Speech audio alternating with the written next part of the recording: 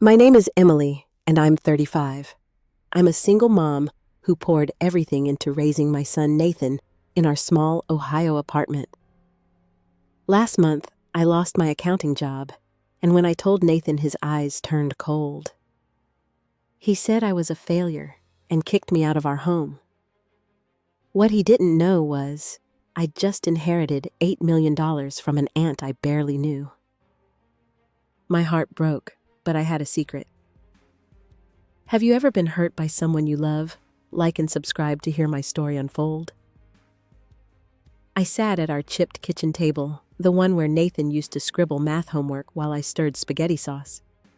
The apartment smelled of coffee and old books, but the air felt heavier now. Nathan hadn't spoken to me since last night when he'd called me a failure and stormed off. I'd spent years keeping this place warm for us, working late at the accounting firm while he slept. Now at 35, I was jobless and my son's respect seemed to vanish with my paycheck. The layoff still stung. Sheila, my boss, had called me into her office 3 weeks ago. Her hands fidgeted as she explained the firm's budget cuts. I nodded, swallowing the lump in my throat, and took the severance check. I didn't tell Nathan. I couldn't bear to see disappointment in his eyes. Instead, I spent nights scouring job boards, sending resumes into the void, hoping to fix things before he noticed. But he found out. I was on the phone with a recruiter yesterday, pacing the living room, my voice low. I thought Nathan was at his part-time job at the diner. I didn't hear him come in. The recruiter was kind but blunt, saying my skills were outdated for most openings. I mumbled something about updating my resume, and when I hung up, Nathan was standing in the doorway, his backpack slung over one shoulder. "Why didn't you tell me you got fired?" His voice was sharp, like he'd caught me stealing. I froze, the phone still warm in my hand. I tried to explain, saying it was just a layoff, that I was looking for something new. But his face twisted, and he stepped closer, his sneakers squeaking on the hardwood.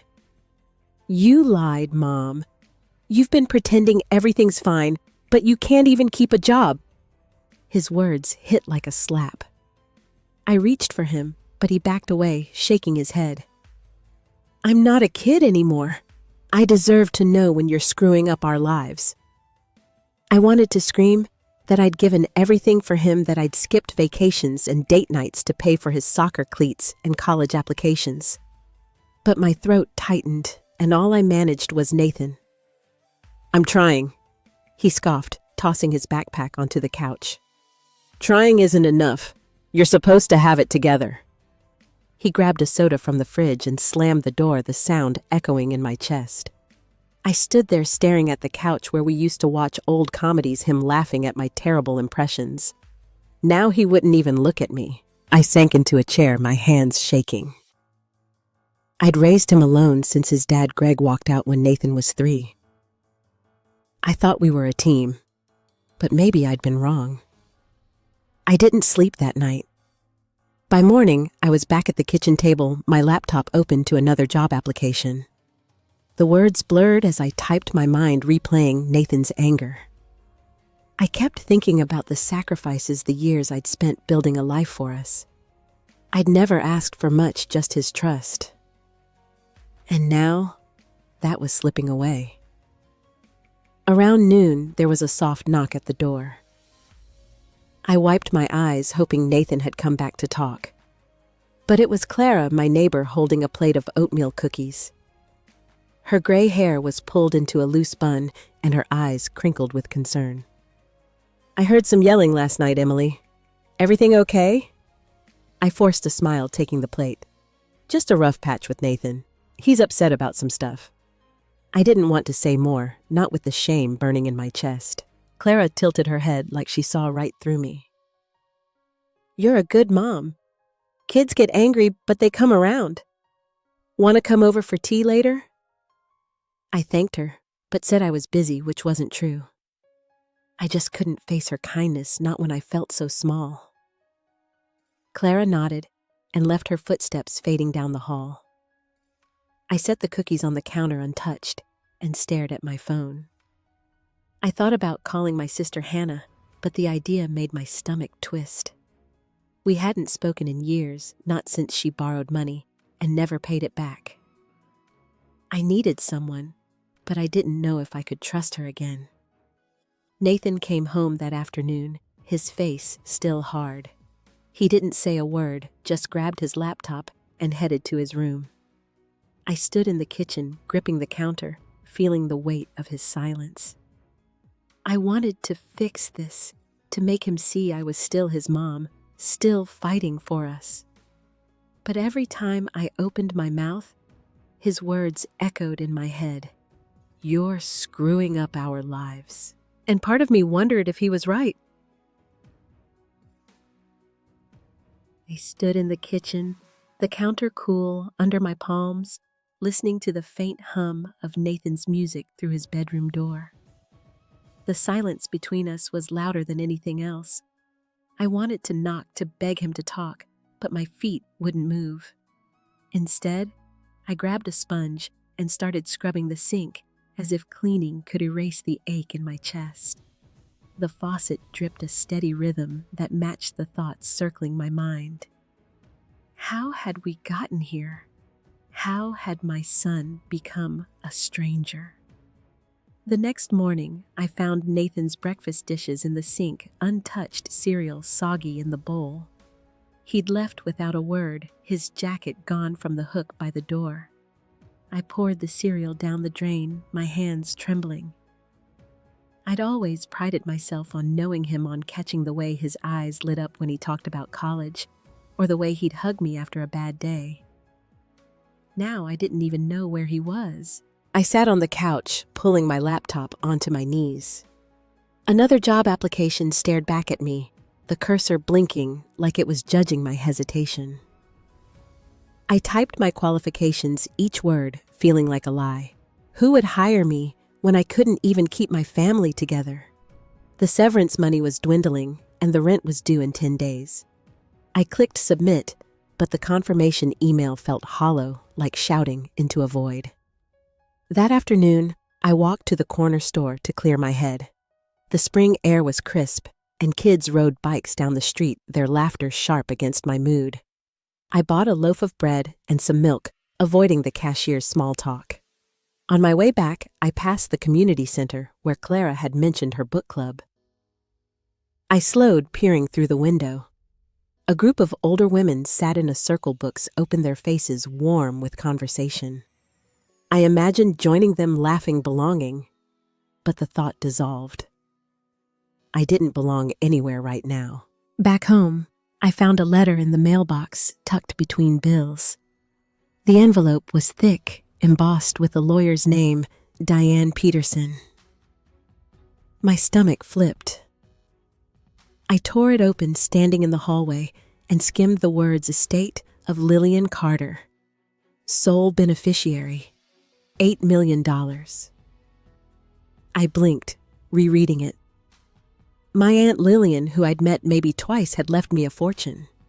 It didn't feel real. I stuffed the letter into my purse, my heart racing.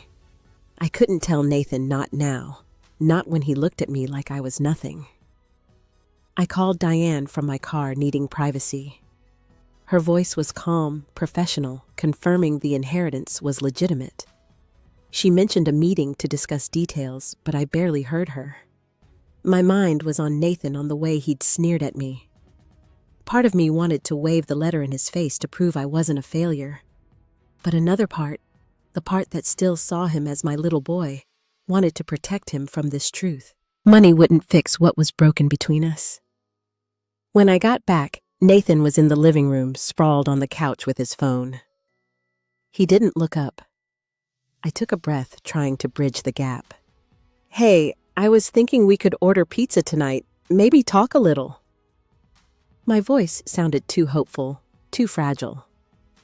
He snorted, not lifting his eyes. "Talk about what? How you're unemployed, and we're gonna lose this place." His tone was venomous, each word a fresh cut. I gripped the back of a chair, steadying myself. "Nathan, I'm doing everything I can. I just need you to believe in me, believe in you." He sat up, his phone dropping to the cushion. You've been lying for weeks, Mom. I'm not stupid. I know we're screwed. He stood brushing past me toward the door. I'm staying at a friend's tonight. Don't wait up. The door slammed, and I sank to the floor, the letter crinkling in my purse. I wanted to chase him to scream that I was still his mother, that I'd given up everything for him. But the weight of his words pinned me down. He was slipping away, and I didn't know how to stop it. Worse, I didn't know if I could keep fighting alone. Nathan didn't come home that night. I sat on the couch until 2 a.m, the glow of my phone, the only light in the room. His last text from hours ago was a single word: fine. I'd sent him a dozen messages asking where he was, if he was safe. No reply. The apartment felt too big without him, the creak of the floorboards mocking my loneliness. I clutched the letter from Diane, its edges worn from my nervous fingers. $8 million. It should have changed everything, but it only made me feel smaller. By morning, my eyes were gritty from lack of sleep. I brewed coffee, the bitter smell grounding me, and checked my email. Another job rejection, this one from a firm I'd pinned my hopes on. We appreciate your application, Emily, but we've selected a candidate with more recent experience. I slammed my laptop shut, my chest tight. I'd spent 15 years crunching numbers, missing Nathan's school plays to meet deadlines. Now I was obsolete. I needed air. I grabbed my coat and walked to the pawn shop 3 blocks away, my mother's silver necklace cold in my pocket. I'd been holding on to it, a delicate chain with a tiny sapphire pendant, the only thing she'd left me before she passed. But the rent was looming, and Nathan's words echoed, "We're screwed." The pawn shop clerk, Marcus, had a kind face, his glasses slipping down his nose. He examined the necklace, then offered $200. It was worth 10 times that, but I nodded, my throat burning. "Take care, all right?" he said as I left the cash heavy in my hand. Back home, Nathan was there rummaging through the fridge. His hair was messy, his hoodie wrinkled like he'd slept in it. Relief flooded me, but his silence cut it short. "Where were you?" I asked, keeping my voice steady. He shrugged, grabbing a yogurt. "Out." "Doesn't matter." I stepped closer, the pawn shop money still in my pocket. "It matters to me, Nathan. I was worried sick." He turned, his eyes narrowing. "Worried you're the one who's got us in this mess. I heard you on the phone again begging for jobs. It's embarrassing." His voice was low, venomous, and I flinched. I wanted to tell him about the inheritance, to shove the letter in his face and watch his jaw drop. But I didn't. I couldn't trust him with it, not when he looked at me like I was trash. I tried to change the subject, suggesting we go for a walk like we used to when he was younger. He laughed, a sharp, bitter sound. "A walk, Mom? I'm not 10. I've got better things to do than hang out with you." He grabbed his phone and headed for the door, but not before I saw the screen. He'd been texting someone a string of messages about moving out, about how he couldn't stand living with me. My stomach twisted. He was planning a life without me. That evening, Clara knocked again, her voice soft through the door. "Emily, I'm heading to the book club. Come with me. It'll do you good." I hesitated, the weight of Nathan's words still pressing on me, but I needed to get out to feel like a person again. I pulled on a sweater and followed her to the community center, the room warm with the smell of fresh coffee and paperbacks. The group was small, mostly older women with kind smiles. I sat quietly, clutching a borrowed copy of some novel I hadn't read. Then Joyce spoke up, her voice sharp as she ranted about people who expect handouts while contributing nothing. Her eyes didn't meet mine, but the words landed like a punch. I stared at my hands, my face hot. Did she know about my layoff? Was this about me? The other women shifted uncomfortably, but no one spoke. I mumbled an excuse about a headache and left Clara calling after me. Outside, the night air was cold, and I walked home alone, Joyce's words looping in my head. I wasn't a leech. I'd worked hard. But maybe Nathan thought the same as Joyce. Maybe everyone did. I got home and shut the door, leaning against it as Joyce's words clawed at me. The apartment was dark, Nathan's shoes missing from the mat. He was gone again. I flicked on the light, hoping it would chase away the weight in my chest. But the room just stared back empty. My purse sat on the counter, the inheritance letter still inside a secret I couldn't share. I sank into a chair, my hands cold, wondering how everything I'd built for us had crumbled so fast. The next morning, I found Nathan's laptop open on the coffee table, his browser still on an apartment listing. My heart sank. He was serious about moving out. I clicked through, seeing his search history, cheap rentals, roommate ads, places far from here. Each tab felt like a step he was taking away from me.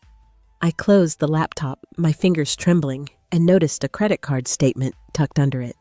My credit card. I opened it, scanning the charges. Coffee shops, movie tickets, a new jacket. Nathan had been using it small amounts, adding up to hundreds. He hadn't asked, hadn't even hinted. He just took, assuming I wouldn't notice, or maybe that I didn't matter enough to care. I sat there, the statement crumpled in my hand, my pulse loud in my ears. I'd taught him to be honest, to respect what we had. But now, he was stealing from me the same way he was stealing my trust. I wanted to confront him, to demand answers, but the thought of his cold stare stopped me. What if he laughed it off, or worse, walked out for good? I folded the statement and hid it in a drawer, my throat tight with betrayal. That afternoon, I tried calling Diane again, needing to ground myself in the reality of the inheritance. Her assistant said she was in a meeting, so I left a message, my voice shaking. I paced the living room, the walls closing in. I needed someone to talk to, anyone. My sister Hannah's name flashed in my mind. We hadn't spoken since she'd gambled away the money I lent her, leaving me to cover rent alone. But I was desperate. I dialed her number, my stomach in knots. She answered on the third ring, her voice cautious. "Emily, is that you?" I swallowed, trying to sound steady. "Yeah, it's me. Things are rough with Nathan. I needed to hear your voice." There was a pause, and I braced for her to hang up. "I'm sorry we haven't talked," she said finally. "I'm trying to get my life together." "But what's going on with Nathan?" I told her about his anger, his plans to leave the credit card. I didn't mention the money. She listened, then sighed. "He's young, Em. He's lashing out. But I know that doesn't make it hurt less." Her words were kind, but they didn't fill the hole inside me. We hung up, promising to talk soon, but I felt more alone than before.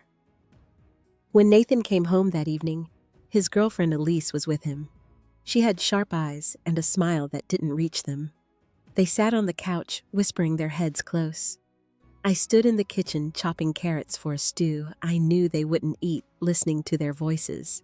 Elise's laugh cut through me, followed by Nathan saying, "She's holding me back, you know? I can't keep living like this." My knife slipped, nicking my finger. Blood welled up, but I didn't move, frozen by his words.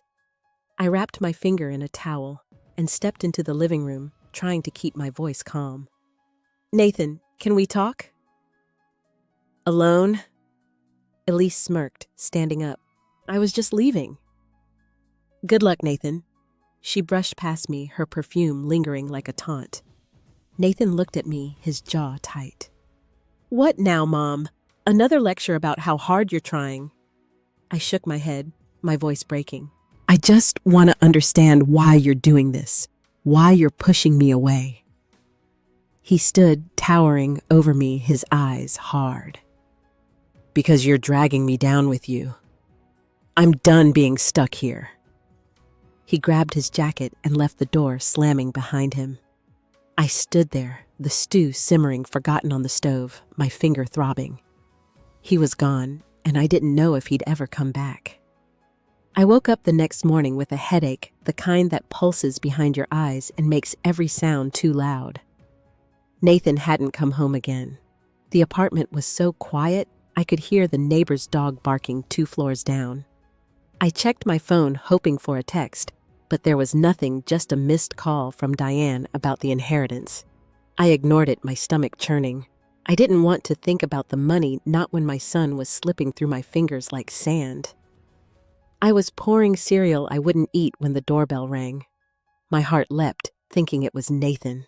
But it was Clara, her face tight with worry, holding a thermos of tea. "Emily, I saw Nathan with that girl Elise at the diner last night. They were talking about moving out, taking over your lease. I thought you should know." Her words hit like a punch.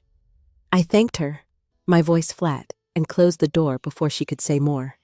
I leaned against the wall, my knees weak. Taking over the lease. He was planning to erase me from our home. I wandered to the kitchen, my hands shaking as I opened the cabinet for a mug. That's when I saw it. Nathan's favorite mug, the one he'd painted at a school fair when he was 9, with wobbly blue stars and "Best Mom" in crooked letters. I held it, my thumb tracing the words, and something inside me cracked. I'd spent years building a life for us, and now he was ready to throw me out like I was nothing. I needed to see him to make him understand. I grabbed my keys and drove to the diner where he worked, the place where he'd always sneak me free fries after his shift. The bell jingled as I walked, and the smell of grease and coffee thick in the air. Nathan was behind the counter, wiping it down, his face blank. Elise sat at a booth, scrolling on her phone. I took a breath and walked over, my heart pounding. "Nathan, we need to talk," I said, keeping my voice steady. He glanced up, then back at the counter, like I was a customer he didn't want to serve. "I'm working, Mom." I stepped closer, my hands clenched. "This can't wait.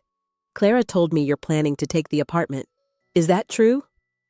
His jaw tightened, and he tossed the rag down. "Yeah, it's true. Elise and I are getting a place. You can't afford it anymore, so what's the point of you staying?" The diner went quiet, or maybe it was just the blood rushing in my ears. I stared at him, my son, the boy I'd rocked through fevers and cheered at soccer games. His eyes were cold, like I was a stranger. "Nathan, this is our home," I said, my voice breaking. "I raised you there. How can you just kick me out?" He crossed his arms, leaning back. "You're a burden, Mom. I'm 18. I don't need you dragging me down anymore. Just go find somewhere else." Each word was a knife, sharp and deliberate. Elise looked up from her phone, smirking, and I felt the room tilt. I wanted to scream, to shake him, to make him see me. But my throat closed, and tears burned my eyes. I turned and walked out, the bell jingling behind me. I got to my car and sat there gripping the steering wheel, sobs tearing through me. I saw us in that apartment, Nathan's tiny hand in mine, as we hung Christmas lights, his laughter filling the rooms. Now he was tearing it all apart. I was losing him, losing everything, and I didn't know how to stop it. The inheritance letter was still in my purse, but it felt like a cruel joke. What good was money when my own son didn't want me? I drove home in a daze, the world blurring past my windshield. Nathan's words echoed in my skull, each one a fresh wound. "You're a burden." I pulled into the apartment lot and sat there, my hands still gripping the wheel, tears drying on my cheeks. The sky was gray, heavy, with the threat of rain mirroring the storm inside me. I didn't want to go inside to face the empty rooms that held too many memories, but I had nowhere else to go. As I climbed the stairs, my phone buzzed. A notification from Elise's social media, a post tagged with Nathan's name. I shouldn't have looked, but my thumb moved before I could stop it. The photo showed them at the diner, arms around each other, smiling like they'd won something. The caption read, "Finally moving on to better things. No more dead weight." Comments poured in, friends cheering them on, one saying, "Good for you, Nathan, cutting ties." My breath caught. They were talking about me parading my pain for everyone to see. I felt naked, exposed, like the whole town was laughing at my failure. I stumbled into the apartment, dropping my keys on the floor. The air smelled faintly of the lavender candle I'd lit last week, back when I still hoped Nathan and I could talk.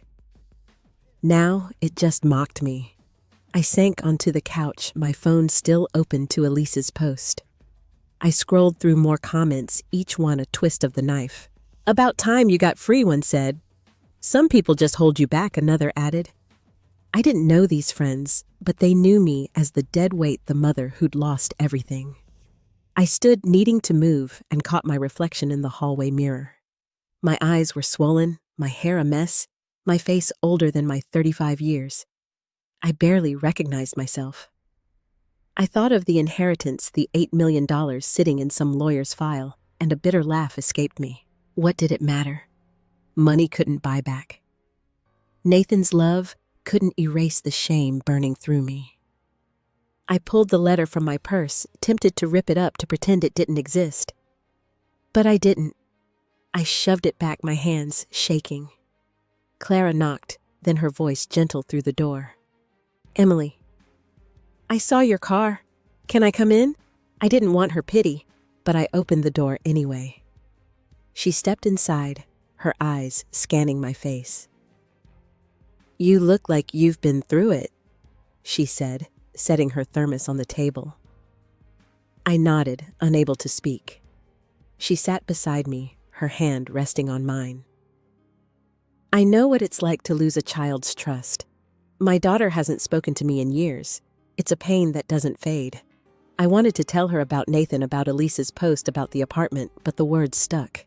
Instead, I asked, "How do you keep going?" Clara sighed, her eyes distant. "You don't. Not really. You just find small things to hold on to until you can breathe again." Her honesty broke something in me, and I cried, not the loud sobs from the car, but a quiet, aching release. She stayed, not pushing, just there, her presence a fragile anchor. When she left, I checked my phone again, a masochistic urge I couldn't resist. Elise had posted another update, a video this time. It was Nathan standing outside our apartment, keys dangling in his hand. "New chapter starts now," he said, his voice proud. No more looking back. The video ended with Elise's laugh, and the comments exploded with support. I dropped the phone, my chest hollow. He wasn't just leaving me. He was celebrating it, rewriting our life like I'd never mattered. I curled up on the couch, the weight of his betrayal crushing me, and for the first time, I didn't know if I could keep fighting. I woke up on the couch, my neck stiff, the apartment dim with early morning light. Nathan's video from last night played in my head, his proud voice cutting deeper each time. I felt hollow, like I'd been carved out and left empty. But as I sat there staring at the coffee table where his laptop still sat, something shifted. I was done begging for his love, done letting his cruelty define me. I was 35, jobless and betrayed, but I wasn't nothing. Not anymore. I grabbed my purse, the inheritance letter still tucked inside, and called Diane. She answered, her voice crisp but warm.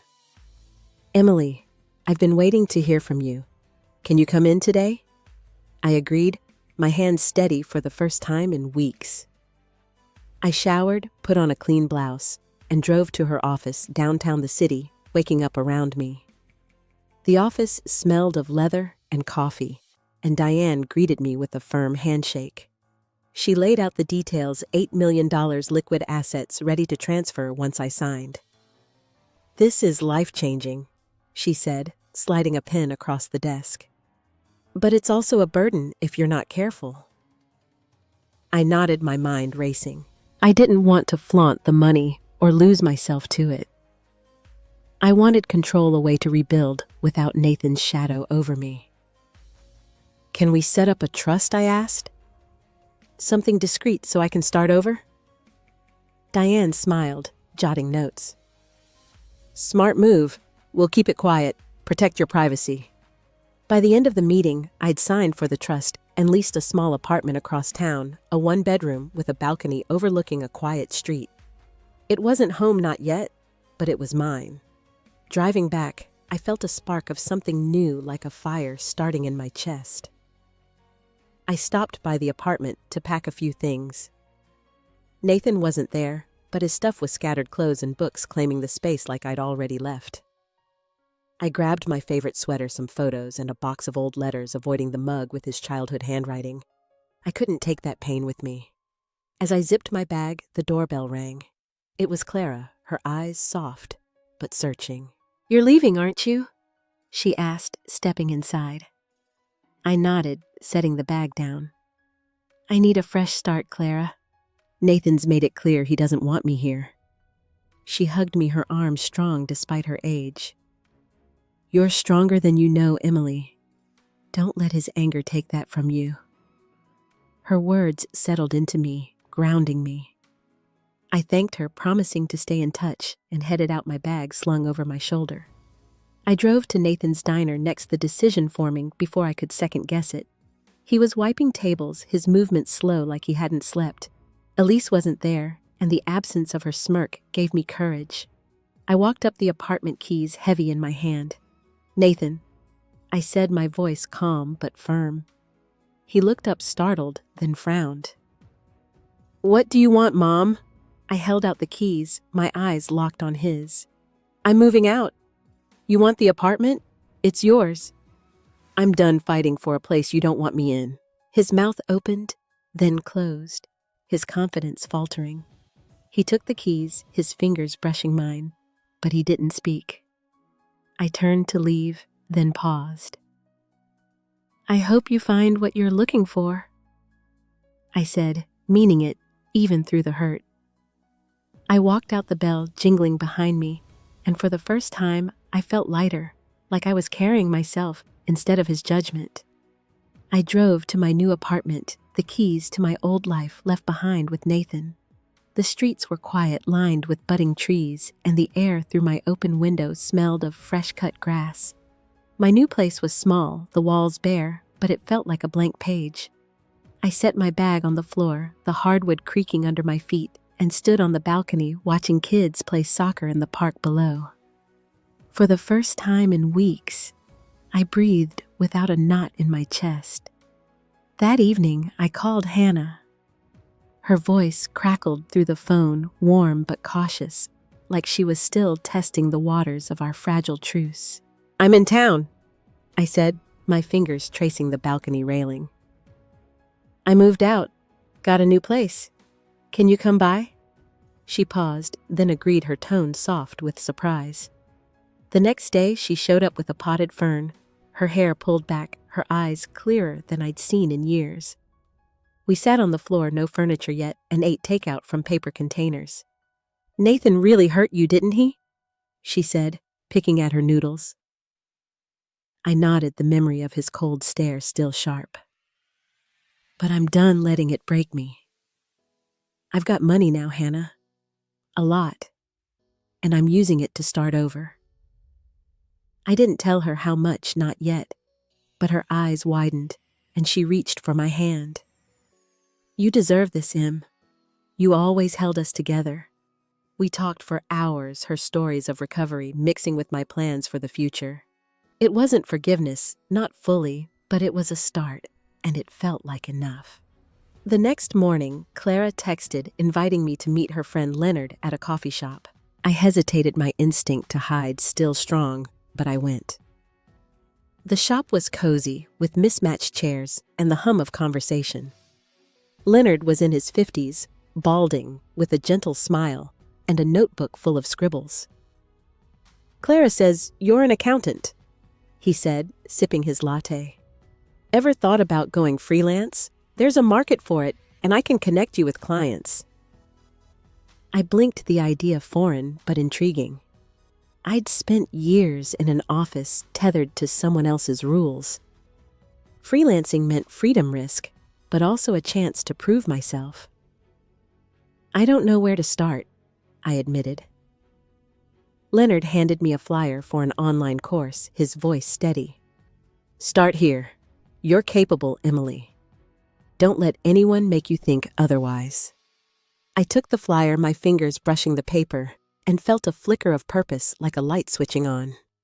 Later that week, I was unpacking boxes when Joyce from the book club showed up at my door, a loaf of banana bread in her hands. Her face was flushed, her words rushed. Clara told me what happened with Nathan. I didn't know, Emily, and I'm sorry for what I said at the club. Her apology caught me off guard, her usual sharpness gone. I could have turned her away, let her words from that night fester, but I didn't. Thanks, Joyce, I said, taking the bread. I'm moving forward now. She nodded, relieved, and left. I closed the door, choosing peace over resentment, and it felt like shedding a weight. That night, I sat at my new kitchen counter, the fern from Hannah casting shadows on the wall. I opened my laptop and enrolled in the freelance course, my heart racing with a mix of fear and excitement. Then I did something I hadn't planned. I wrote a check for $5,000 to the local women's shelter, a place I'd passed during my drives, its sign faded, but proud. I mailed it anonymously, no note, just the check. It wasn't about the money. It was about proving to myself I could give even after losing so much. I stood the apartment silent around me and looked out at the park, the soccer field empty under the streetlights. I didn't need Nathan's approval to be whole. I didn't need anyone's. My reflection in the window showed a woman who was still here, still fighting, and I met her gaze steady and sure, knowing I was finally choosing myself. The morning sun filtered through my new apartment's blinds, casting stripes across the hardwood. I sat at the counter, sipping coffee, the freelance course open on my laptop. My phone buzzed, Nathan's name flashing on the screen. I froze, the mug warm in my hands. It had been a week since I'd given him the keys, since I'd walked away from the life we'd shared. I let the call go to voicemail, not ready for his voice, not sure I ever would be. His message was short, his tone softer than I'd heard in months. Mom, it's me. I'm sorry about everything. Can we talk? I'm at the diner. I played it twice, searching for sincerity, but my heart stayed guarded. He'd hurt me too deeply to trust a single call. I set the phone down and focused on the course, typing notes about tax codes, each click a small act of reclaiming myself. But Nathan's words lingered, a crack in the wall I'd built. That afternoon, I met Leonard at his office, a cluttered space with bookshelves and a view of the town square. He'd sent me my first client, a local bakery needing budget help. You're a natural, Emily, he said, handing me a folder. They loved your consultation. I smiled, the praise settling into me like warmth. I'd spent years doubting my worth, but here in this new life, I was building something real.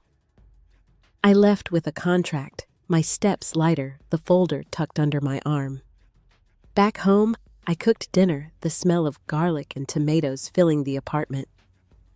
Hannah was coming over her move to a nearby rental final. She arrived with a bottle of cheap wine, her laugh loud as she set it on the counter. To new beginnings, she said, raising a glass. We clinked, and I felt a flicker of the sister I'd lost years ago. She talked about her job at a community center, her voice steady, no trace of the chaos that had once defined her. I'm proud of you, Em, she said, her eyes meeting mine. You didn't let Nathan's mess stop you. Her words hit deeper than I expected. I nodded, stirring the pasta, my throat tight. I hadn't realized how much I needed someone to see my fight to name it. We ate on the balcony, the evening cool, the park below, alive with joggers and dogs. Hannah didn't ask about Nathan, and I didn't bring him up. For one night, I wanted to exist without his shadow. The next day, my phone buzzed again. Nathan, this time, a text. I messed up, Mom. Elise left. Can we meet? I stared at the words, my chest heavy. Elise was gone. Part of me felt a bitter satisfaction, but it faded fast. His regret didn't erase the nights I'd cried myself to sleep the way he'd made me feel worthless. I typed a reply, my fingers slow. I need time, Nathan. I'll let you know. I hit send, my heart racing, and set the phone face down. I wasn't ready to forgive, not yet. I walked to the park, needing air. The grass was damp from morning dew, and I sat on a bench watching a father push his daughter on a swing. Their laughter stung a reminder of what I'd lost, but as I sat there, the bakery contract in my bag, I felt a quiet strength. I'd chosen myself, chosen a life where I wasn't defined by Nathan's anger. His text was a ripple, not a wave. I stood brushing off my jeans and headed home, the weight of his message still there, but no longer crushing me. I spent the next morning at the bakery, my laptop open on a wobbly table, the scent of fresh sourdough thick in the air. The owner, a wiry woman named Gail, leaned over my shoulder, nodding as I walked her through a new budget spreadsheet. "You've got a knack for this, Emily," she said, her voice gruff but kind. I smiled, the compliment settling into me like a small stone in a quiet pond. Each client, each number I balanced felt like proof I was more than Nathan's words had made me. Back at the apartment, I found a package at my door, a small cardboard box with no return address. Inside was a photo frame, one I'd left behind, holding a picture of Nathan and me at his 10th birthday. His face smeared with cake, my arm around him. A note was taped to it in Nathan's messy scrawl. "Found this. Thought you'd want it." I held the frame, my thumb brushing the glass, and felt a pang so sharp it stole my breath. He'd sent this, but he hadn't called, hadn't shown up. It was a gesture, but it felt like a goodbye. I set the frame on the counter, face down, and checked my email. 2 more clients had signed on referrals from Leonard. My freelance work was growing a fragile but real foundation. I answered their inquiries, my fingers steady on the keys, but the photo's weight lingered. I didn't want to look at it, didn't want to remember the boy who'd loved me before he learned to hate me. Clara invited me to a gathering that evening, a small potluck at her place. I went bringing a store-bought salad, my nerves raw. The living room was warm, crowded with faces from the book club. Joyce was there, quieter than before, her eyes meeting mine with a hesitant nod. I nodded back, the tension between us easing like a knot loosening. We ate, talked about books and weather, and for a moment I felt like I belonged. But when Clara asked about Nathan, her voice gentle, I froze. "He's figuring things out," I said. My words clipped, and the room went quiet, their pity heavy in the air. I left early, the night cool against my skin. Walking home, I thought about my ex, Greg, Nathan's father. He'd reached out to Nathan recently, a fact Nathan had mentioned in a rare moment of openness before everything fell apart. I'd found a letter from Greg in Nathan's room when I was packing, his handwriting neat, promising to make things right. It had stirred old anger memories of his abandonment when Nathan was 3. Now I wondered if Nathan was turning to him, seeking a father to replace the mother he'd pushed away. The thought cut deeper than I expected, a fresh layer of loss. When I got home, I sat on the balcony, the city lights blurring below. I'd bought a small cabin last week, a quiet retreat in the woods an hour away, my first big purchase with the inheritance. The realtor had handed me the keys, her smile wide, and I'd felt a thrill of ownership, of choice. I hadn't been there yet, but the idea of it, a place that was mine alone, kept me steady. I pulled out my phone, scrolling to Nathan's text from yesterday. "I messed up, Mom." I wanted to believe him, but trust was a fragile thing, and mine was still in pieces. I stood the balcony railing, cool under my palms, and looked at the fern Hannah had given me, its leaves curling in the dark. I'd rebuilt so much, but Nathan's absence was a hole nothing could fill. The photo frame sat untouched on the counter, a silent question I wasn't ready to answer. I turned away, my heart heavy, and went inside the quiet of the apartment, wrapping around me like a weight I couldn't shake. I woke to the sound of birds outside my apartment window, their chirps sharp in the early light.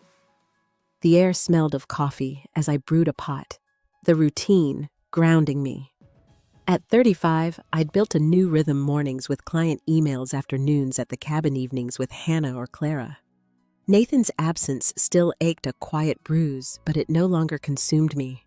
I'd learned to carry it, to let it sit beside the life I was shaping, one small choice at a time. I drove to the cabin that morning, the hour-long trip winding through hills dusted with summer green. The gravel crunched under my tires as I parked the wooden cabin, small but sturdy, its porch overlooking a creek. I carried a box of supplies inside: a quilt, a kettle, a stack of novels. The air was cool, scented with pine, and I swept the floors, the broom's rhythm steadying my thoughts. This place was mine, a space where I could be still, where Nathan's anger couldn't reach. Back in town, I stopped by the community center for Clara's book club.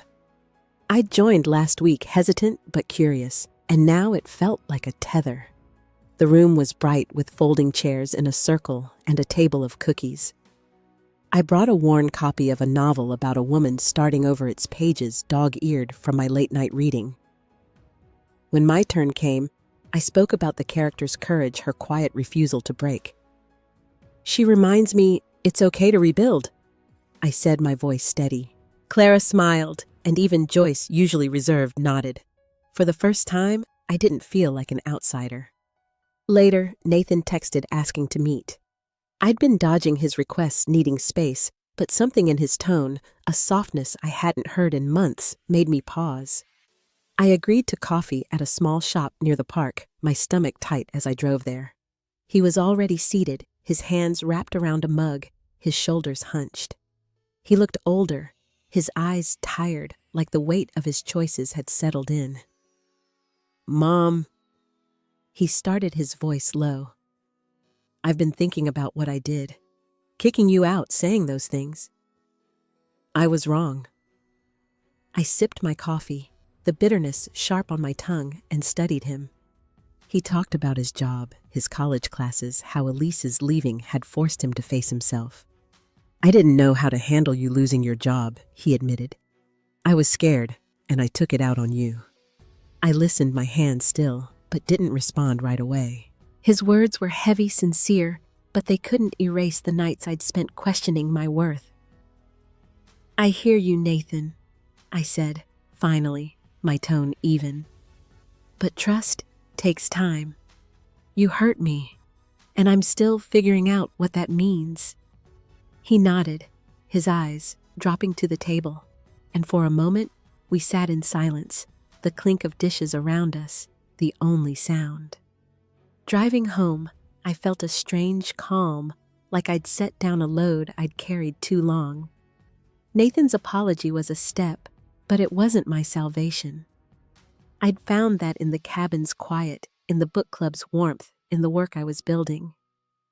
I pulled into my parking lot, the sky streaked with pink, and stood on the balcony, the breeze cool against my face.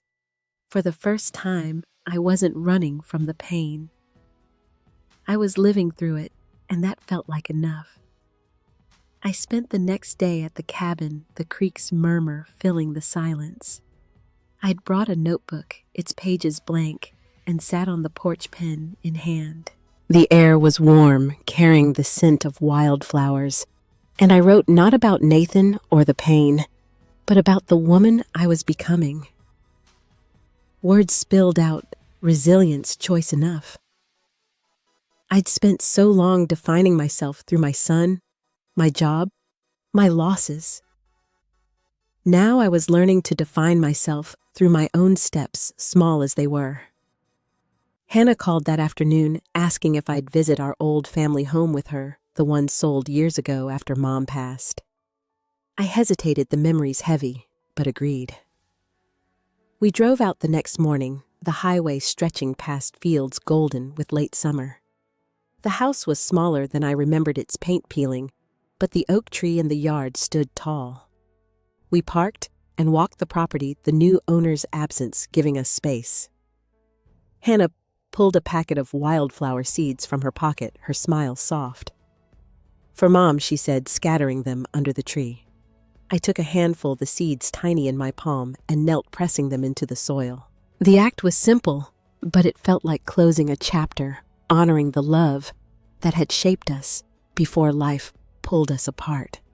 We stood dusting off our hands, and Hannah hugged me, her breath warm against my shoulder. "We're okay now, aren't we?" she whispered.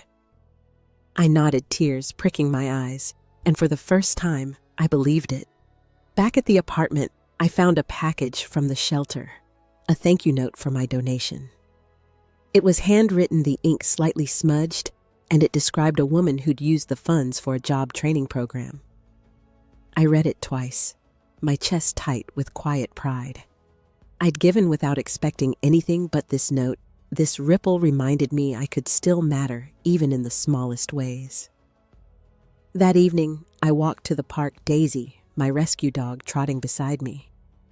I'd adopted her last week, a scruffy mutt with eyes that saw right through me. We sat on a hill, the grass cool, the town lights flickering below. Daisy leaned against me, her warmth steady, and I scratched her ears, my thoughts drifting. The inheritance had given me freedom, but it was my choices, these moments, that gave me strength.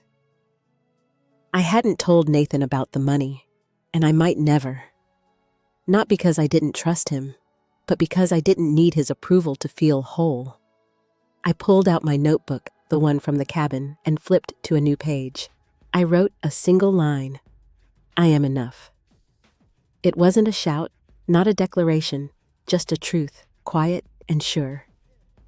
Daisy nudged my hand, her nose cold, and I smiled, the kind that starts deep inside. The stars were out, faint but steady, and I sat there, my breath slow, the world soft around me. For the first time in years, I wasn't waiting for someone else to make me feel safe. I was already home. The fall air was crisp as I walked to the farmer's market, a canvas tote slung over my shoulder. At 35, I'd settled into a rhythm that felt like mine: mornings at the cabin with Daisy, afternoons with client spreadsheets, evenings with a book or Hannah's laughter. The market buzzed with vendors, their tables piled with apples and pumpkins. I bought a jar of honey, the vendor's smile warm, and tucked it into my bag, savoring the simplicity of choosing something just for me. Back at the apartment, I set the honey on the counter next to a stack of invoices from my freelance work. The bakery contract had led to other small businesses trusting me to untangle their numbers. I worked from a desk by the balcony, the view of the park, a quiet companion.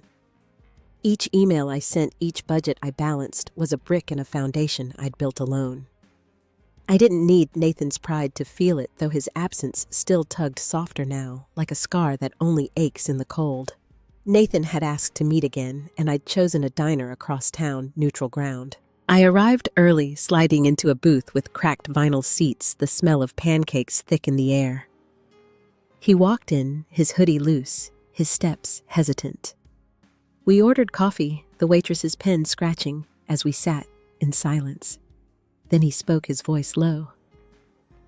"I've been thinking about how I hurt you, Mom. I was wrong, and I want to make it right." I stirred my coffee, the spoon clinking, and looked at him. His eyes held regret, but I needed more than words. "I'm glad you're trying, Nathan," I said, my tone even. "But I've been rebuilding without you. I need to know you mean this." He nodded, his hands fidgeting. I took a breath and told him about the inheritance, $8 million from an aunt he'd never met. His jaw dropped, his coffee untouched. "Why didn't you tell me?" he asked, almost a whisper. "I needed to protect myself," I said, meeting his gaze. "You broke my trust, and I had to find my own way." He looked down, his fingers tracing the table's edge, and I saw the boy I'd raised, not just the anger that had pushed me away. "I want us to start over," he said, his voice cracking. I'll do whatever it takes." I didn't promise anything, but I nodded, a small door opening, just a crack. Hannah came over that evening, bringing a tray of her lopsided brownies. We sat on the balcony, the sky bruising purple, and planned a family dinner, just us and Nathan. "You're different now," she said, licking chocolate from her fingers. "Stronger, like you know who you are." I smiled, the words settling deep. She was right. The money had given me options, but the choices, the work, the quiet moments, those were mine. I'd started a new habit, walking Daisy at dawn, the park empty except for joggers and squirrels.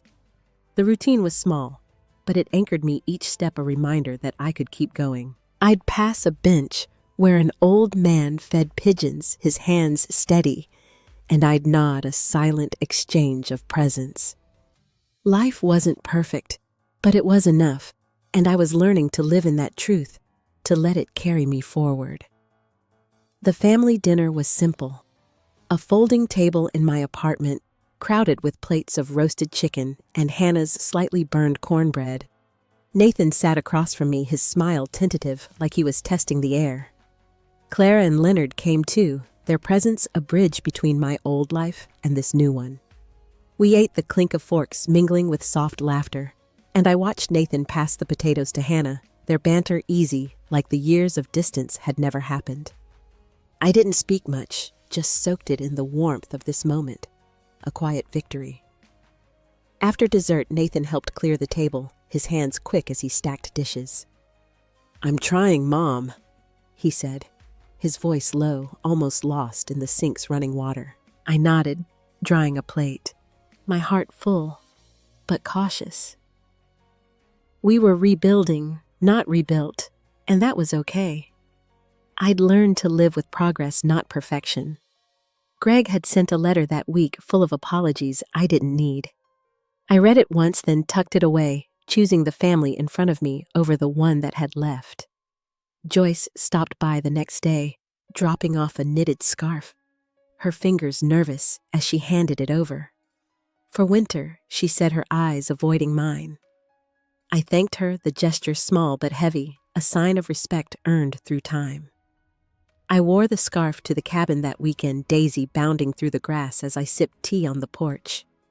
The creek sparkled under the October sun, and I felt rooted, like I belonged to this place, to myself.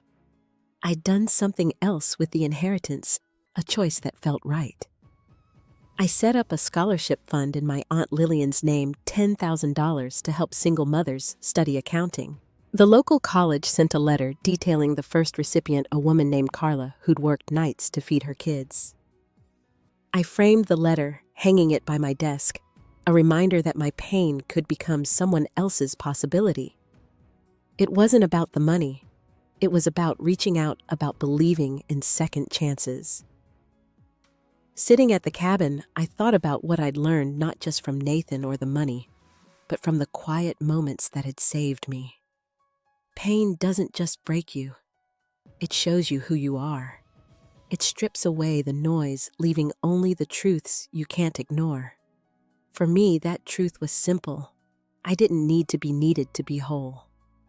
I could forgive Nathan not because he deserved it, but because I deserved peace. I could love him and still choose myself, still walk forward with my head high. I looked out at the creek, Daisy asleep at my feet, and felt a stillness I hadn't known was possible. The world was messy, but I was steady, my heart open, but guarded my life, mine. I'd been betrayed, broken, but I'd also been remade, not by money or apologies, but by the choices I made when no one was watching.